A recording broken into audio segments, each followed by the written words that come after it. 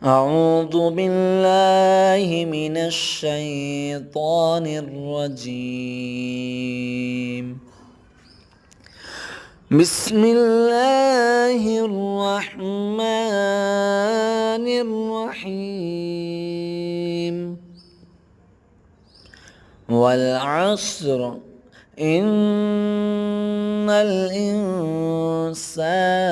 لفي خسر إلا الذين آمنوا وعملوا الصالحات وتواصوا بالحق وتواصوا